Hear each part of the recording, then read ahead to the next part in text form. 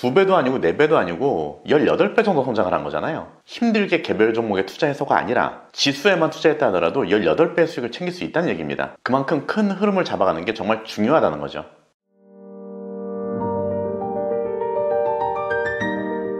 반갑습니다. 어려운 재테크를 쉽게 핵심만 전달해드리는 배수장입니다. 지금은 전 세계에서 어디가 가장 경제적으로 큰 나라일까요? 두말할 것도 없이 미국이겠죠. 하지만 50년 뒤에는 미국이 세계 최고가 아니라고 합니다. 자, 그럼 어떤 나라가 세계 최고로 올라서는 걸까요?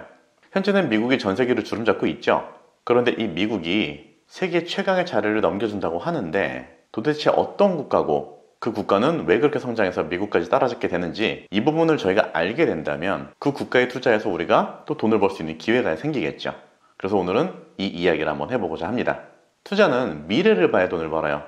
앞으로 가장 성장할 국가를 알게 된다면 우리는 그 국가에 투자를 하면 되겠죠. 미국이 50년 뒤에는 3위로 밀려나거든요. 자, 도대체 그럼 어느 나라가 세계 최강이 될까요?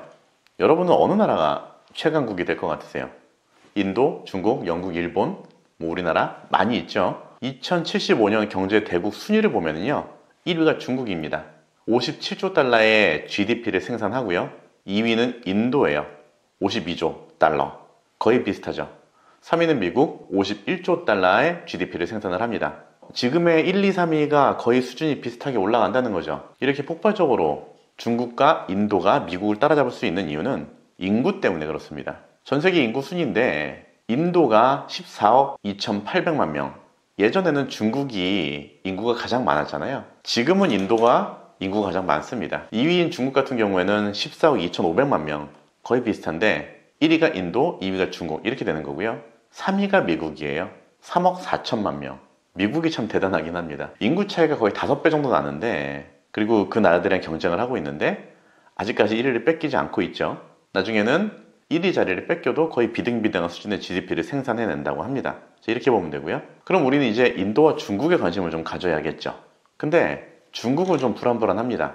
공산국가라서 좀 불안한 면도 있고요. 그리고 경제적으로 어디 부품을 안 산다든지 어디 걸 수입을 안 한다든지 이런 것들을 그냥 국가가 정해서 마음대로 휘둘러 버리는 그런 나라이기 때문에 우리 입장에서는 투자처럼 좀 불안하죠. 그럼 중국을 빼고 인도가 남아있는데 인도 경제가 되게 급성장을 하고 있거든요. 2021년에는 3조 달러의 경제 GDP였는데 2075년에는 52조 달러로 대략 한 18배 정도로 성장을 한다고 합니다.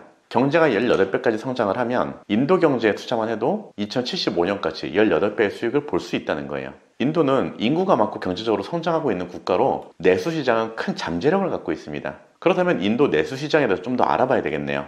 인도 내수시장에 영향을 미친 몇 가지 주요 요인들이 있는데요. 내수시장 그럼 맨 먼저 뭐가 떠오르세요? 첫 번째로 인구입니다. 인도 인구는 세계에서 지금 2번째로 많은 국가고요. 말씀드렸던 것처럼 인도는 세계에서 거의 탑급이죠.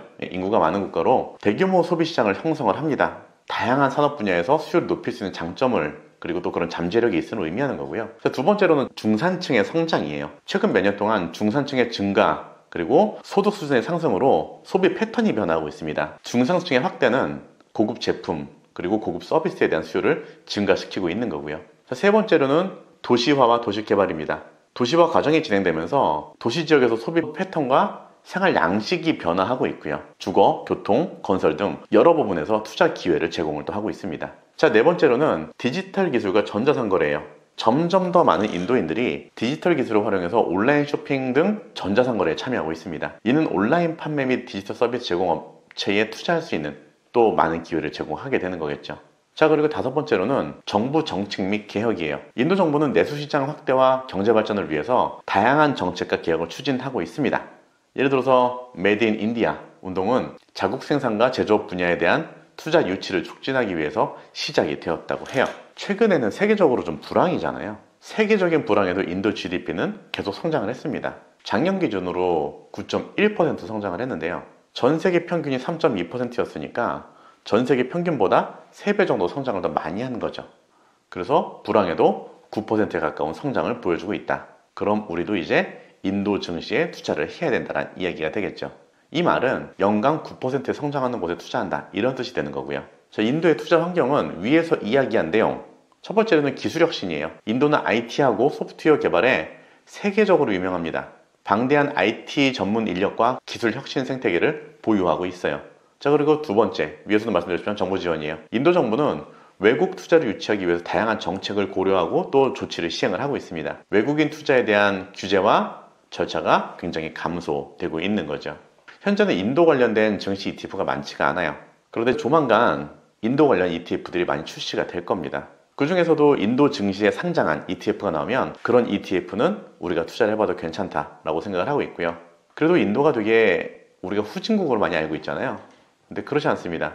전 세계에서 탐내는 인재들이 굉장히 많아요. 자, 인도 관련 ETF에 투자하기 전에 우리가 주의해야 될 사항, 즉 단점도 몇 가지가 있는데요. 첫 번째로는 정치적 리스크입니다. 정치적으로 불안정한 요소나 법률 및 규제 변화 등 정치적 리스크에 노출될 확률이 좀 있고요. 자, 두 번째로는 환율이 되겠죠. 외국 투자자한테 환율 변동성은 중요한 요소일 수 있습니다. 환율 시장의 변동에 따라서 투자 수익에 영향을 줄 수 있기 때문에 환율 변화도 리스크가 될 수 있겠네요. 우리는 이제 인도 경제에 투자를 해야 되고요. 다른 분야는 좀 위험할 수 있습니다. 그래서 제 생각으로는 앞으로 인도가 전 세계 시장 경제에서 경제 대국으로 성장을 하니까 인도의 증시, 우리가 인도의 증시에 투자할 수 있는 ETF가 이제 앞으로 나오게 될 거예요. 그 ETF가 나오면 좀 차곡차곡 모아가면 될 것 같습니다.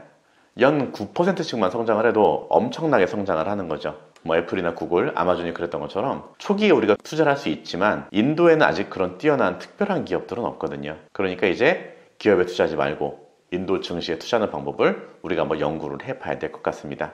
오늘은 미국보다 더 발전하게 될 나라 인도에 대한 투자 이야기를 나눠봤고요. 내용이 도움이 되셨다면 구독, 좋아요, 그리고 알림 설정까지 부탁드리고 다음 영상에선 더 좋은 내용으로 찾아뵙도록 하겠습니다. 감사합니다.